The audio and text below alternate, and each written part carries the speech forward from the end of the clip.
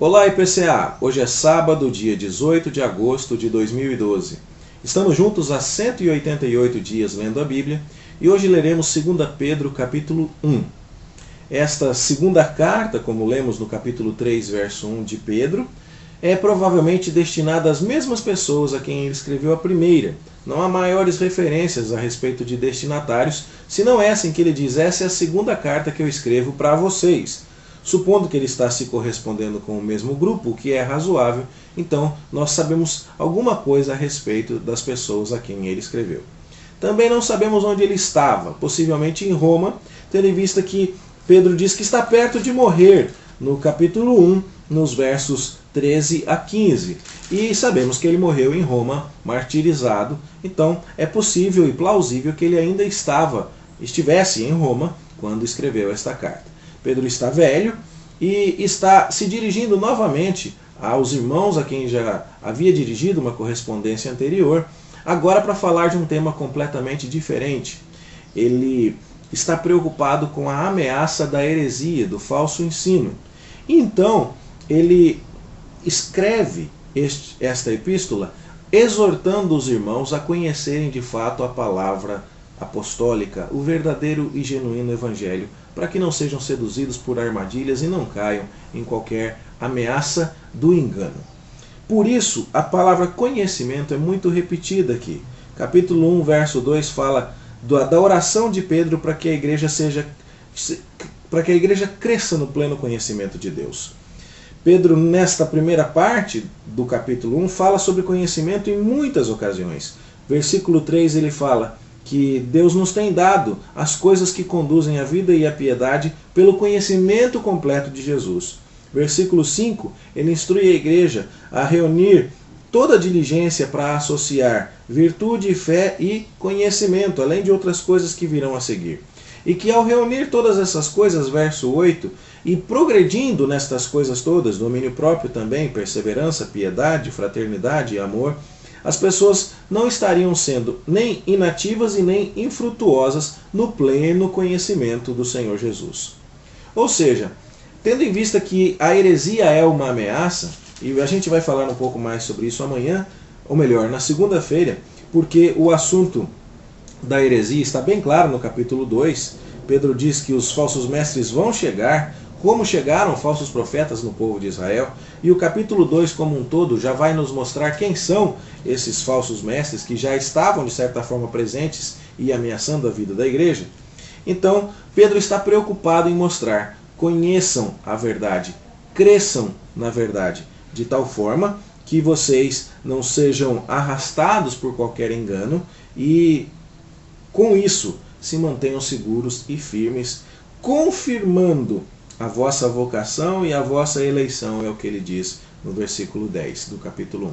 Ou seja, cuidado, há falsos mestres à porta. A maneira de resistir a eles é com conhecimento da palavra de Deus.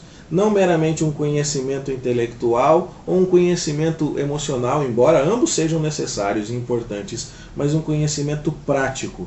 Estas coisas que vêm de um conhecimento, de uma instrução na verdade, fé, virtude, piedade, domínio próprio, perseverança, nada disso pode existir de fato se você não estiver devidamente instruído na verdade do Evangelho para ter base para sustentar essas coisas.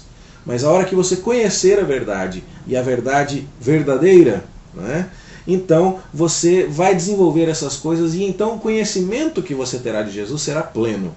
Não será apenas intelectual, não será apenas uma verdade que te emociona, embora essas duas coisas sejam importantes, mas será um conhecimento que vira vida, e que assim confirma que você de fato é uma pessoa salva, que foi vocacionada e que foi eleita pelo Senhor.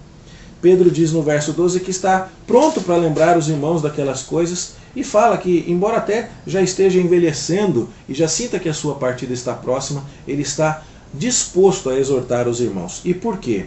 Porque, verso 16, não foi segundo fábulas engenhosas, não foi segundo alguém que ardilosamente teve uma suposta visão, alguém que tenha tido uma ideia maravilhosa, que Pedro instruiu aquelas pessoas. Pedro as instruiu de acordo com o evangelho do qual ele foi testemunha ocular, diz o verso 16. Ele viu Cristo receber da parte de Deus honra e glória lá no Monte da Transfiguração, quando ele ouviu aquela voz: este é o meu filho amado, em quem me comprazo. Ele fala que ouviu esta voz vinda do céu quando estava no Monte Santo, diz o verso 18.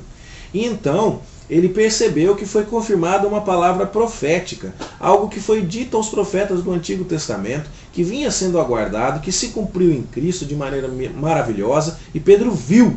E então fica bem claro que Pedro não está instruindo a igreja com base em alguma ideia que saiu da cabeça dele.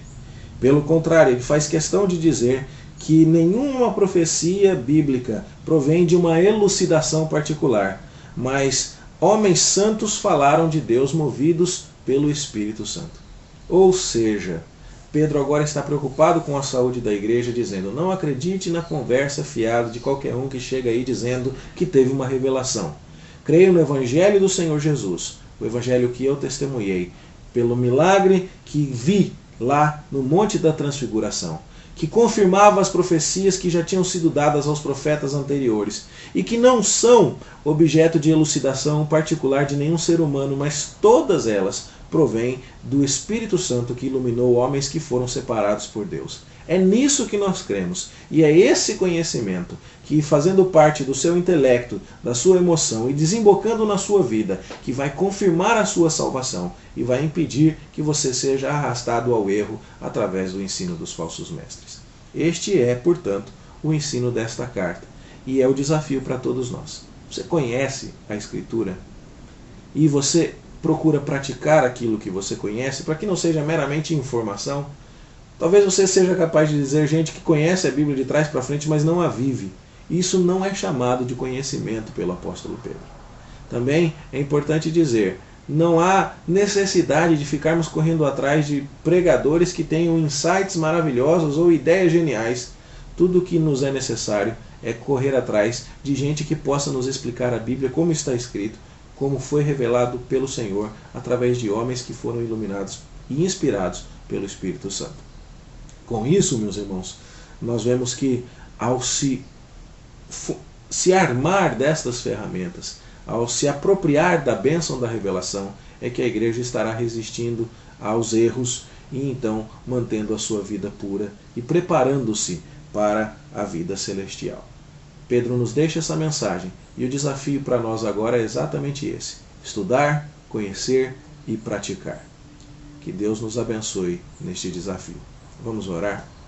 Senhor, abençoa a nossa vida como igreja e ajuda-nos a estudar a Tua Palavra para conhecê-la com a mente e com o coração e também para que esse conhecimento se transforme em vida prática. Ajuda-nos a resistir ao erro e a voltar sempre à Escritura, à profecia, aquilo que o Senhor revelou através de homens que inspirou com Teu Espírito Santo, de tal forma que estejamos firmados na verdade e assim confirmando a cada dia a nossa vocação e a nossa eleição. Nós te agradecemos pela Bíblia, pela mensagem de Pedro, e pedimos-te esta bênção de sermos preservados puros na verdade, em nome do Senhor Jesus. Amém. Boa leitura para você e até amanhã, se Deus quiser.